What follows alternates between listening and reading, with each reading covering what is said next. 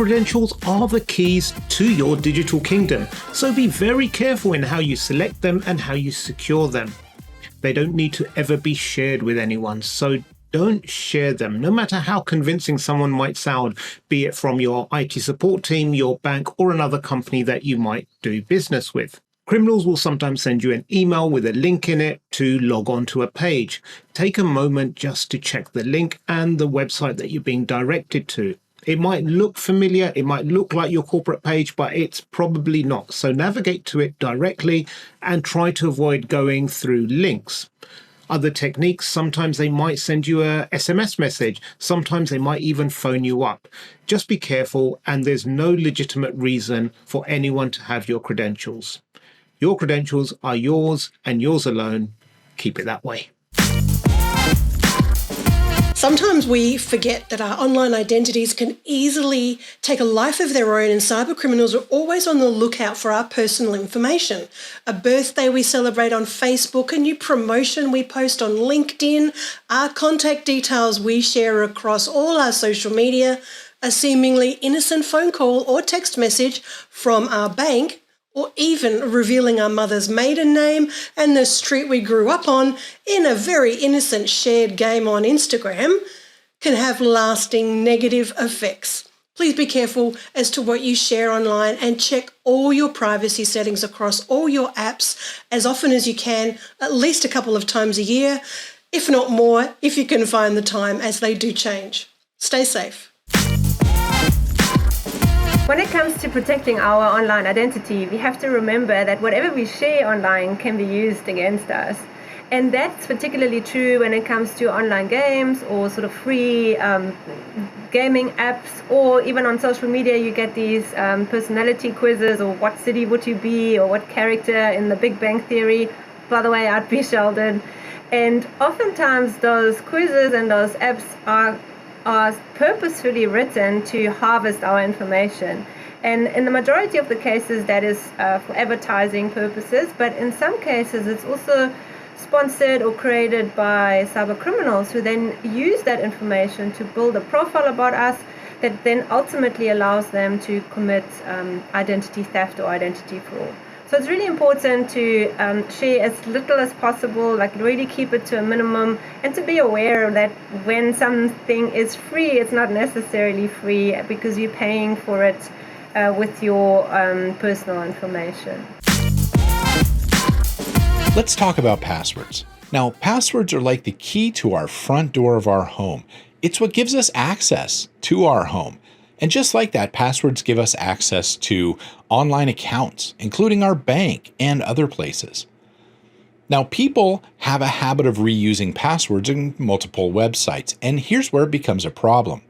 If a website is breached, these bad actors or cyber criminals know to try to grab those usernames and passwords, and they will try it in other places. All the major banks, shopping, credit card companies, even email providers, because they know that people often reuse them. So what do we do about this? Well, the best thing we do is we always generate a unique and secure password. The problem with that is they're very hard to remember, which is why I'm a big fan of something called a password vault or a password manager. These will automatically generate unique and secure passwords and manage them. The other thing we want to do is we want to enable MFA or multi-factor authentication wherever we can. This means you're going to get a text message with a code, or you may have to use your smartphone with an app on it that generates a code in order to log into your accounts.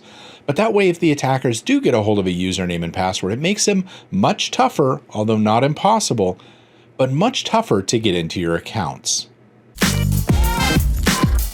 When it comes to being able to protect our identities online, one of the best recommendations that I can make to people is to, and I know this is going to sound a little strange, but Google yourself. That's right. Google yourself. Input your name and search for your full name. Put your name in quotations, search for your address, do a search for your cell phone number, and see what kind of information comes up. Because a lot of times people are surprised how much information is out there about themselves. And if you come across information that's out there that you don't want out there, then you're going to need to go to that website and ask them to remove it, or at least have that awareness and understanding that your name might be in a particular document because of a presentation you gave at a conference or that you had attended another event. But going through and doing a search on yourself will provide you that awareness and understanding of what information is out there that could be used against you by cyber criminals. And having that awareness makes it a lot easier to be able to manage your identity and keep yourself safe online. Passwords are the keys to the kingdom of your digital identity. Most people use dozens of online services, websites, and systems, and most require you to pick a username and a password. Now, we all know once a password is leaked, it can be used by bad actors to get into our account, especially if we reuse that password and username for multiple services. Now, a good password can be a phrase that you can easily remember, but is hard to guess by others. Use a passphrase that is long, between 15 and 20 characters, which is easy to type and something which makes sense to you, but not to other people. Now, I understand that using a different passphrase for all those dozens of services that you use online can be frustrating. So use a password manager to store them all. And you can even use a password manager to create complex passwords for you. So you can use a different one for every website, for every online service, and protect your online identity, information, and data. Using a virtual private network. So a virtual private network, also known as a VPN, gives you online privacy and anonymity by creating a private network from a public internet connection. What it means for you is your online actions are virtually untraceable.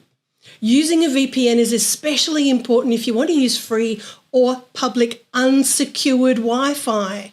VPNs make it more difficult for cybercriminals to breach your privacy and spy on you and access your personal information while you're online. So do some research and check out what kind of VPNs you could get for yourself and your family.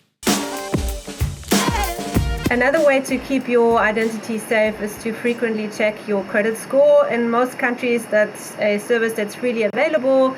There are institutions that provide you with that information, and there you can see whether someone, for example, tried to open up an account in your name or a loan in your name, and that then also allows you to report that to your law enforcement and your financial institution. It's something you should be doing straight away.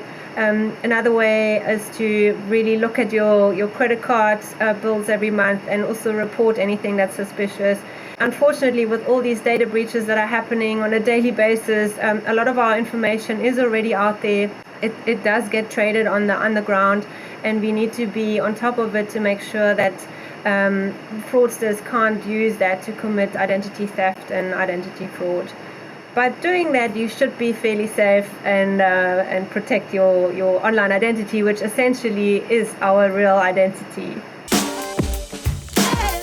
Using a different search engine. Maybe it's time to change your favorite search engine to be anonymous on a search engine, such as DuckDuckGo, Swiss Cows, or Brave Search. Why? Well, this type of search engine doesn't collect or share your activity, searches, or clicks. They can also block ad trackers on websites that you visit. So something to consider. Use your current favorite search engine to do a bit of research on anonymous search engines and see what you find.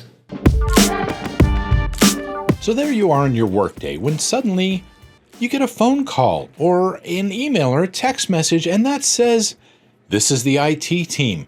We need to verify your password. Can you give that to us, please?"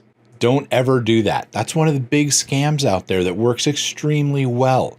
Understand that if you give your password to these folks, they are likely cyber criminals that are going to use it to break into your system or into your organization. IT teams will never ask for your password. Instead, they have the ability to reset your password if they need to do something with it. So if they ask you for that, report it to your security team immediately. This is about responding to identity theft. So every case is different, and there are some general tips on what to do should you find out that your identity has indeed been stolen. So you contact idcare.org. to access your risks and build a tailored response plan. This is directly from their website. Update and run antivirus software on all your internet-enabled devices. Reset all your passwords and PINs. Really useful if you have a password manager tool at this point. I'm sure you've learned about that in these awesome tools. And review where all of your personal information is kept on your devices, like emails and hard drives, and remove anything unnecessary. Review your existing accounts. Have a look for unauthorized transactions, changes to settings, for example, email forwarding rules, and if possible, the times and locations that your account has indeed been accessed, if it has. Check your credit report to see if someone is accessing credit in your name, and contact your financial institutions and let them know what has happened and ask how they can assist. When it comes to being able to protect your identity online, one of the big recommendations that I like to make is to make sure you're aware of your settings, your privacy settings that you have for your social media.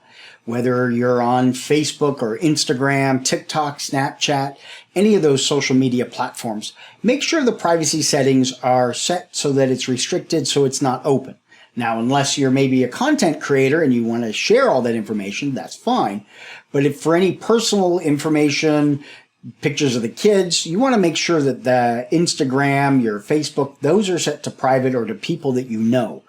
A lot of the times people may not realize that cyber criminals love to go through social media profiles to find more information about the person and then try to use that against them in either a spear phishing campaign or a vishing, a voicemail, a phone call campaign to target you and gain your trust, build a rapport based on information that they can find out about you that they discover through your social media.